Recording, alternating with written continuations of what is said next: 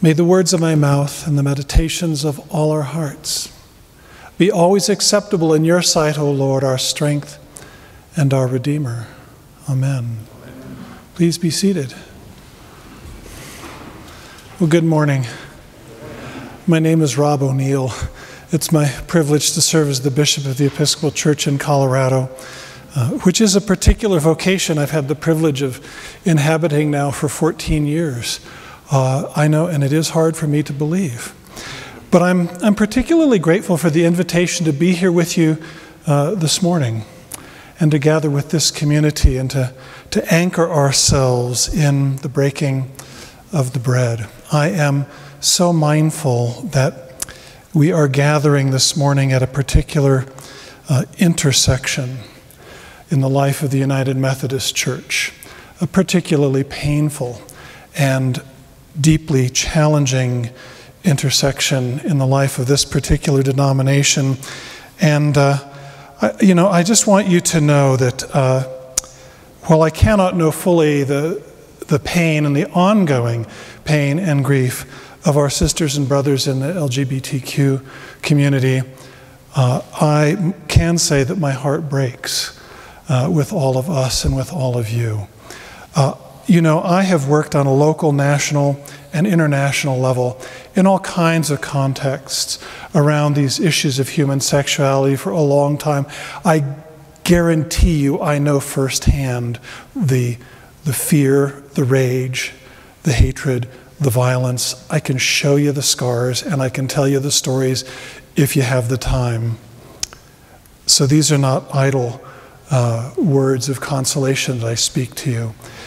And I'm sorry that we are gathering at this particular intersection in the life of this community and the United Methodist Church. But I trust that you know that I do stand with you and with this community. And if there is anything I can do to be of support and help, I am making the offer and will be happy to share some of my experiences or engage in conversation in any way I can. So I thought this morning, as we are living through the third week of this season of Easter, that perhaps it would just be a good thing to be reminded of our core identity. How's that? I am going to say something that I think is going to sound remarkably stupid and unsophisticated in an academic setting. And I'm just saying that ahead of time so that I'm not accused of being too superficial. Here's what I want to say. Our core identity, I'm saying it specifically this way, our core identity as human beings is about one thing. Just one thing. 4 letters. Begins with an L, ends with an E, has an O and a V in the middle of it. You can spell, and it does spell, love. If we are not about love, dear friends, we are about absolutely nothing. Period. End of sentence. I know that sounds simplistic, but it is not. Not at all. Do you know that word love, agapao, that word appears some 259 times in the New Testament? Let me tell you, that is not insignificant. And I can guarantee you that this love of which Jesus and others speak is anything but the fluff and sentiment that our culture wants to make love into. No, this is not what's love but a secondhand emotion kind of stuff. This is about something that is much deeper, much more substantive, and carries more weight and heft and force in this world than we can even begin to imagine. Think about some of the things that we read in the New Testament. The first letter of John, 4th chapter, John puts it really, really simply. God is love. You can think about all the volumes that are written about all these things over history, but boy, I'll tell you what John says doesn't get any clearer than that. God is love. John says that the very essence and the substance of the divine life, that is both the source and the end, the alpha and the omega of all creation, is love. God is love. Period. End of sentence. And then to push it just a little bit further, he adds this caveat to it, which I think is one of the most radical statements ever made. God is love, he says, and whoever loves knows God and is born of God. Wait a minute. Is that really the line? Yeah. Anyone who loves, anyone, whoever loves, knows God, and it is born of God. O-M-G.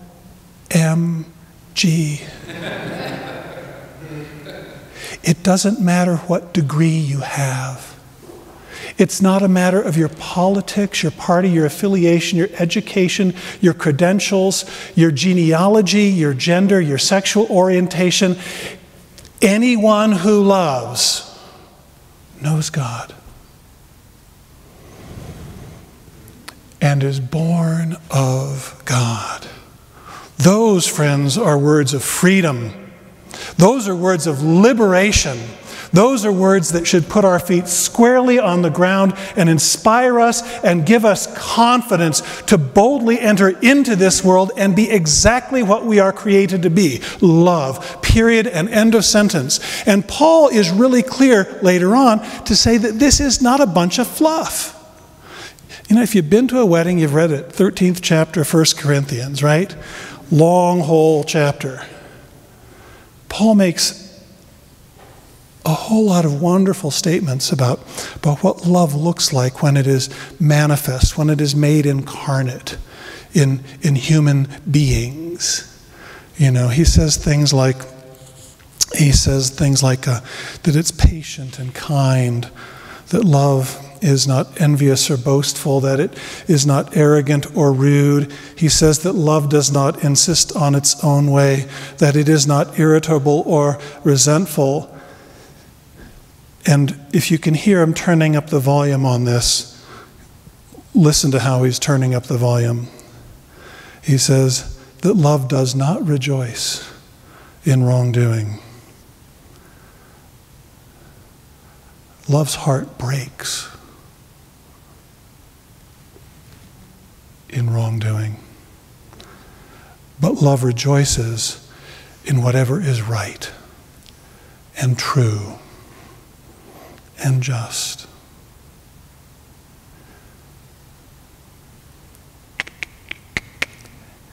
Volume goes up even more. Paul says this love bears all things, believes all things, endures all things. This love, Paul says, never, ever, ever ends. Are you with me? This is who God is. This is who we are. This is the miracle of resurrection. This love that is the very essence and substance of the source of all creation. This love that is so divine simply cannot be conquered or killed. You can't stuff it away in a cave. You can put rocks over it if you want, but it will not, never will be contained. It will always emerge victorious It will always lead to a more transcendent way of being in this world. It will always, always win. And Jesus says really simply to anyone who wants to follow him, if you want to follow me, this is it. This is my commandment. That you love one another. Oh, and there's a catch. That you love one another as I have loved you. All in, all the way, even to death.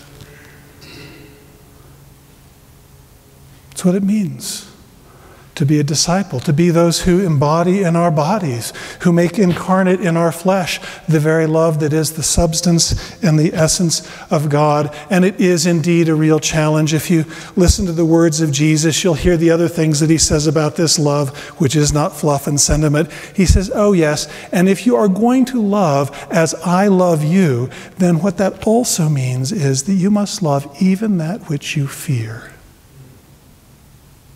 Whatever you fear in yourself, whatever you fear in the world, there you are. And if you look at the stories of the resurrection, this is the revelation of the stories of resurrection. Think about the road to Emmaus, the story we just read. What do we see? Two disciples. They are retreating. They're retreating.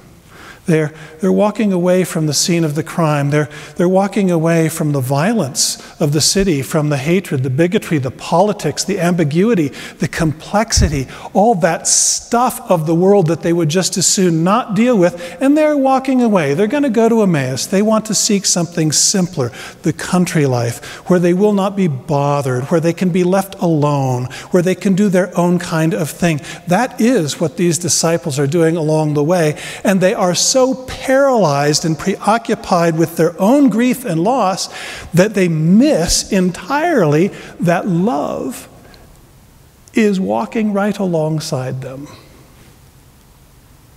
Isn't that interesting? But love invites them into a conversation. He asks them about their pain, about their loss, their lost hopes, the dreams that have been crushed, their grief. Yeah, love doesn't avoid this stuff. Love does not deny any of it. And let's get real. Just think about this. The crucified and risen Christ knows this world better than any of us. Come on. Jesus is nobody's fool. He's just lived it. He knows too well that this is a violent and unjust world.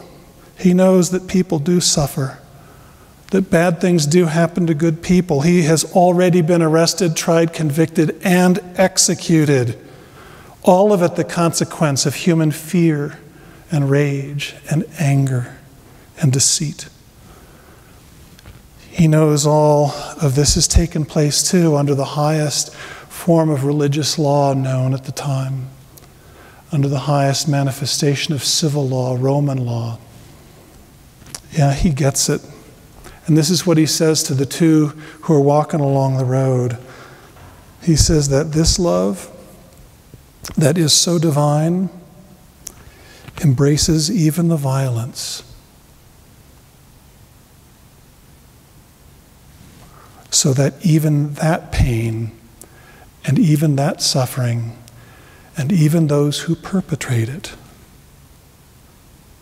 might be redeemed and find life. Is it not necessary, Jesus asked them, that if this world is to be redeemed and healed and reconciled and transformed by the love that is so divine, that this love must embrace all of this world, even its ugliness, even its suffering? Yeah, these are hard words. This speaks to the depth of our core identity as well. And as they walk down the road, Jesus challenges them He says, you know, if you want to follow and live into this love, as you say you do, he says in effect, well, you can't run. You can't run away in fear. You can't run away in anger. You can't run away out of some desire to just isolate yourself and avoid things. You can't retreat. This is not the way. This is not the way into life. It's a narrow way, friends. And I'll tell you what, these two on the road, they are convicted. Their eyes are open, their hearts burn. I hope you can see the movement of the story. I just love it. You know, at the beginning, their eyes are kept from recognizing.